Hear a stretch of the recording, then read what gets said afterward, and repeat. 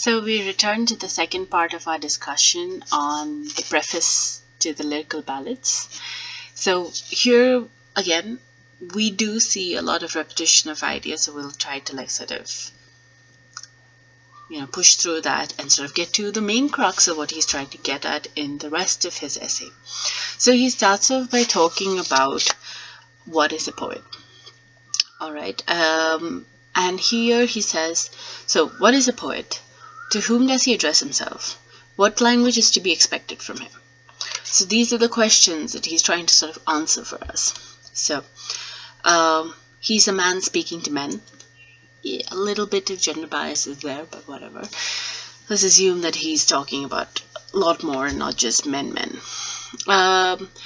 A man, it is true, endowed with more lively sensibility, more enthusiasm and tenderness, who has a greater knowledge of human nature and a more comprehensive soul than are supposed to be common among mankind. A man pleased with his own passions and volitions, and who rejoices more than other men in the spirit of life that is in him, delighting to contemplate similar volitions and passions as manifested in the going-ons of the universe, and habitually impelled to create them where he does not find them. To these qualities he has added a disposition to be affected more than other men by absent things, as if they were present, an ability of conjuring up in himself passions, which are indeed far from being the same as those produced by real events. Now, what he's trying to say is that a poet, or a true poet, is someone who is able to communicate to people an emotional content with a liveliness, with enthusiasm, with a far more aware sensibility, all right, and a more a thinking person, but also a very compassionate and feeling person, all right, and someone who's able to feel pleasure and wants to convey that pleasure to people, and someone who can take liberties in terms of language, in terms of imagination, all right, and in terms of the kind of experiences they wish to convey. Things that may have happened, or maybe a product of the poet's own mind, or maybe some kind of a supernatural experience. So the idea that a poet is someone who can access material from the supernatural and from the imaginative to create a whole new reality, which in many ways actually foreshadows the kind of writing Coleridge, who was his collaborator, came up with, because a lot of Coleridge's writing is draws heavily on supernatural and the imaginative, be it, say, Rime of the Ancient Mariner, or even for that matter, Lime Tree Bower, My Prison, or Kubla Khan. He is sort of using this imaginative reality that may or may not exist. He combines realities to create a whole new world, all right, and that, according to Wordsworth, is what a poet is supposed to be. Okay. And he also goes on to talk about the kind of language the poet uses. So remember that that's the primary thing. What a good poet is supposed to be and what kind of language they're supposed to use. So he's frequently stating the same thing in different ways. So there is a lot of repetition, but it's interesting. So he says that while he describes and imitates passions, his employment is in some degree mechanical compared with the freedom and power of real and substantial action and suffering. Okay, now this is a very interesting thing.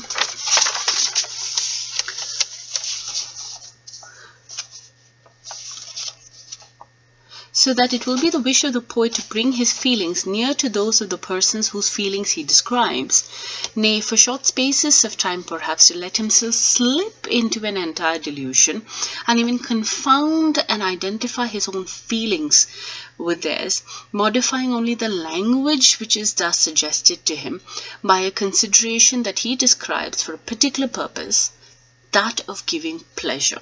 Now, it's a very interesting thing. So he's going away from this idea that the neoclassical spoke of, which was that poetry or literature was supposed to instruct. It was supposed to inform people of what is the moral way of living, to saying that it should also give us pleasure. And we're not talking about non-Platonic pleasure alone, but Platonic pleasure as well. The idea that you can take pleasure in beauty of something, you can take pleasure in the colors of nature, you can take pleasure in the sublime possibilities of the world around us. So that kind of a pleasure. But he's also talking about the idea that a poet is kind of like a method actor. They're just sort of, pushing themselves so entirely into an experience which may not even be their own, right? And then they sort of live that experience, or at least put themselves so completely in that experience that they're able to then convey it as authentically as possible, but maybe in a language closer to their own speech or their own way of communicating, right? Because that is the way a poet is supposed to function. The deeper will be his faith that no words which his fancy or imagination can suggest will be to be compared with those which are emanations of reality and truth. Now, he uses fancy and imagination interchangeably, which was a thing that was quite common around that point of time. That is still, Coleridge corrected it when he, went on to write Biographia Literaria and spoke about how fancy and imagination are not the same thing. And he then goes on to give a whole discourse on imagination, on what is really imagination, and how there are two facets to imagination. So that's a whole different narrative, but it's important to note that as of now, in Coleridge, because he's in many ways reflecting the ideas that were prevalent at his time, that fancy and imagination are kind of like interchangeable. It is much later that Coleridge changes it, and that's the idea that we continue to hold. The ideas that we have about imagination do come to us from Coleridge. So now he also calls the poet a translator, that is in the situation of a translator who does not scruple to substitute excellencies of another kind for those which are unattainable by him, and endeavors occasionally to surpass his original in order to make some amends for the general inferiority to which he feels that he must submit. Because according to him, the best poet cannot entirely do justice to another person's experiences. Right? No matter how well you sort of put yourself in somebody else's position, you may not do complete justice to it. Also, that sometimes if you are sort of moved by a natural experience, even then there can be things lost in translation, because from nature to paper there would be some transmission loss, right? And so he's like, we have to nevertheless take great efforts to try and minimize that loss. All right.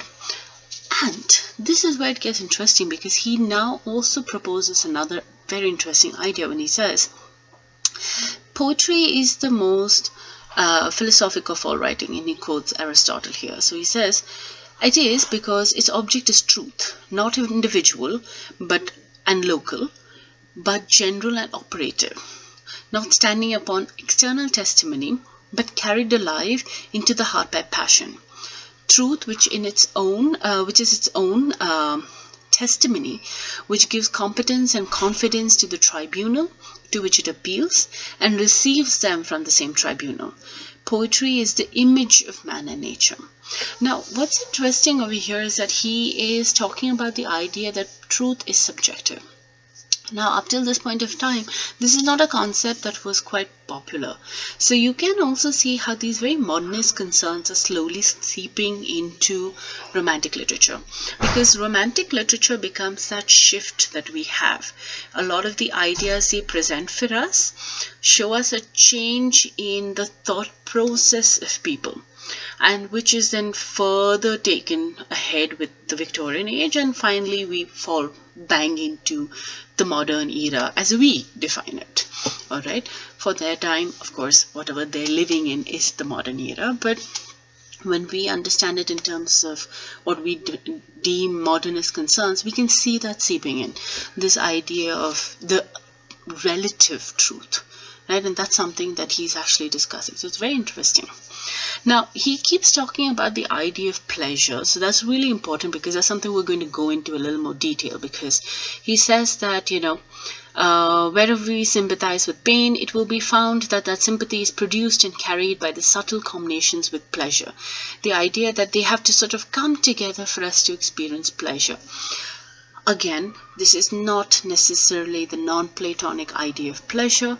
This is closer to the concept of sublimity that was very popular then.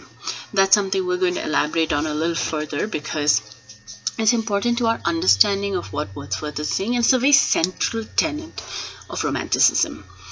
Now, he also from here on starts to talk a lot about science and poetry. Okay, so talks about how the men of science and the poets look at the world a little differently, and he sort of talks about again the language they use, because remember, the primary thing about the preface is that it's actually a discourse on language. All right. So the poet considers man and the objects that surround him as acting and reacting upon each other so as to produce an infinite complexity of pain and pleasure. The idea that how we interact with the world is what causes everything to occur. Valid assessment. Okay. But then he goes on to say that, the men of science, all right, they seek truth, or they interact with nature as a very remote and unknown benefactor. All right, he cherishes and loves it in his solitude. So for the person of science, the world is a solitary pleasure and experience. But that's not the case for the poet. All right, poetry is the breadth and finer spirit of all knowledge. It is the impassioned expression which is the countenance of all science. Because if science is an understanding of the world around us, good poetry is the voice of the world in that sense. All right. And so to quote from what he says, emphatically may it be said of the poet, as Shakespeare had said of man, that he looks before and after, kind of like, someone who's actually aware of the continuum of time. He is the rock of defense for human nature, an upholder and preserver, carrying everywhere with him relationship and love, in spite of difference of soil and climate, of language and manners, of laws and customs, in spite of things silently gone out of mind and things violently destroyed. The poet binds together by passion and knowledge the vast empire of human society as it spread over the whole earth and over all time. So the poet is able to unite all these things, time, nature, science, all of those things. In fact, if and when science should become accessible to people, all right, because he says that a little ahead, he says, if the time should come when things shall be familiar to us, when talking about science, and the relations under which they are contemplated by the followers of these respective sciences, shall be manifestly and palpably material to us as enjoying and suffering beings. If that time should come, then, so if the man of science were able to sort of put on a robe of flesh and blood, sort of become more real and accessible, then poets would be able to lend their divine spirit to aid this transfiguration. Right? Because if science can become as natural to us as poetry, as our understanding of the world, because our poetry is supposed to be an overflow of emotions, right? So if science can do the same thing, then eventually they can sort of blend and become a more accessible medium. So sort of saying that anything and everything is literature, and that we need to sort of move beyond these distinctions that exist in these languages.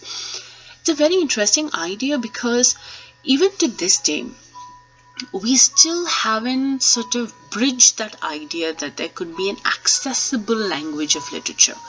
For us, accessible language for science, because science is somehow still written in a language that continues to be deeply inaccessible for the ordinary reader. And according to Wordsworth, that shouldn't happen. So that's a very, actually, modern kind of an idea that he sort of presents for us,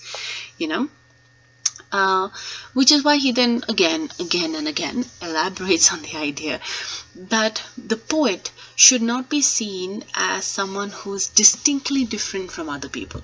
There is a degree of difference, but there is no actual difference, all right? Because what only makes the poets sort of stand out from the rest of the crowd is that they have a greater promptness to think and feel without immediate external excitement, and a greater power in expressing such thoughts and feelings as are produced in him in that manner.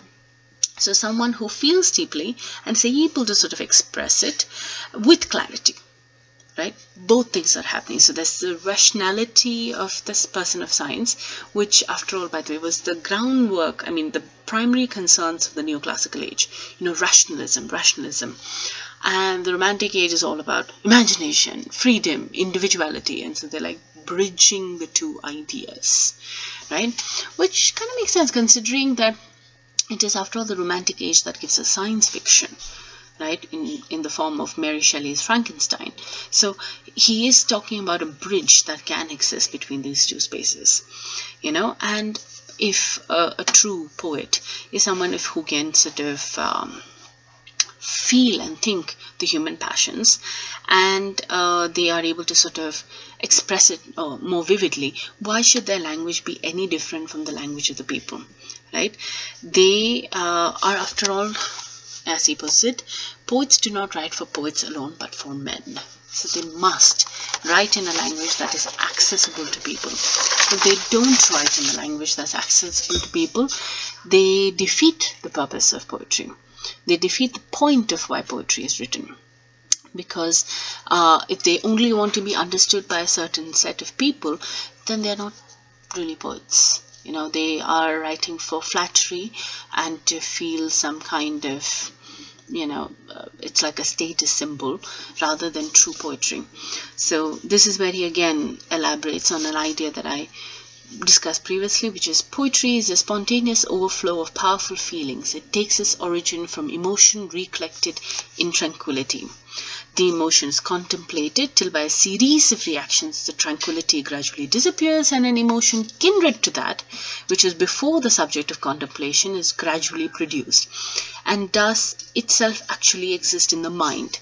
In this mood, successful composition generally begins, and in a mood similar to this, it is carried on. But the emotion of whatever kind and in whatever degree from various causes is qualified by various pleasures, so that in describing any passions whatsoever which are voluntarily described, the mind will upon the whole be in a state of enjoyment.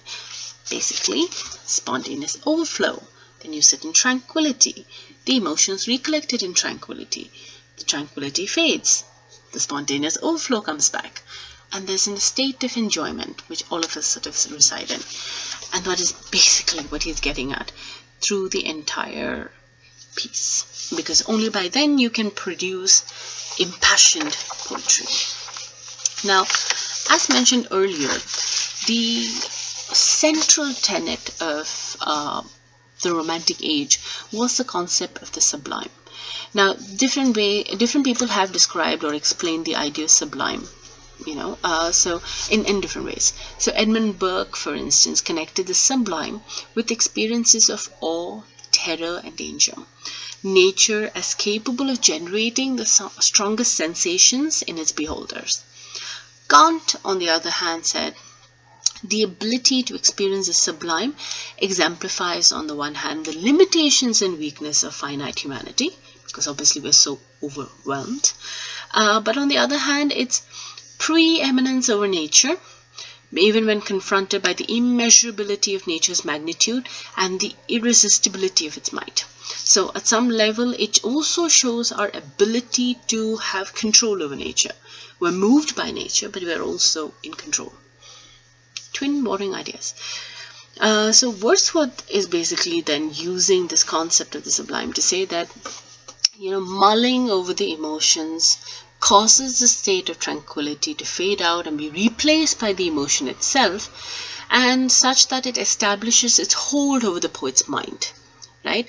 And so then the poet can then create great poetry. So the Romantics held the faculty of imagination in deep reverence. For them, it was the greatest thing. So by imagination was meant the ability to awaken memories so that they may be recollected and thus recreated in the present. Because you should be able to instill in your reader the same sense of awe that you experienced when you were in that situation. That is the idea of the sublime and the imaginative, according to the Romantics. So, however, the ability to experience the sublime, right, requires the poet to have also submitted their consciousness to the object of their adulation, which is why if you look at, say, Ode to a Nightingale or Ode on a Grecian Urn, there is this kind of absorption in this topic, right, or in their object of adulation that causes them to experience the sublime. It's because the point is that the sublime is affecting our senses with its sheer enormity. So it could be feelings of terror, it could be feelings of infiniteness of the world, or even a sense of like there's this vast emptiness that we see in front of us. All of that must be conveyed. That entire emotional gamut of experiences must be conveyed, because there is this unnerving sense that nature is far more profound than we imagine. So when the mind can lose its self-awareness in pure contemplation of the might of the external power, and the emotion itself actually exists in the mind, and we feel it really strongly, it stirs up that sublime experience. So the idea that it's a reflection of our inward soul, it's a reflection of, the greatness of nature. And so for the Romantics, what they saw it by sort of engaging in the act of creating the sublime or engaging in imaginative literature, they were paying homage to the intellect and to the ability of the mind to overcome barriers, because the mind is able to go beyond the limitations that society has placed on us, because it's able to then imagine realities that aren't existing, right? So if we must experience the sublime, we must surrender ourselves to this rush of emotions, and then we will be able to experience the sublime. So the pleasure that Wordsworth is talking about is this kind of a sublime pleasure, where you can completely devote yourself to this entire experience, and sort of experience the profoundness of nature and then convey that for your readers. So with this, we wrap up our discussion on the preface to Lyrical Ballads by William Wordsworth.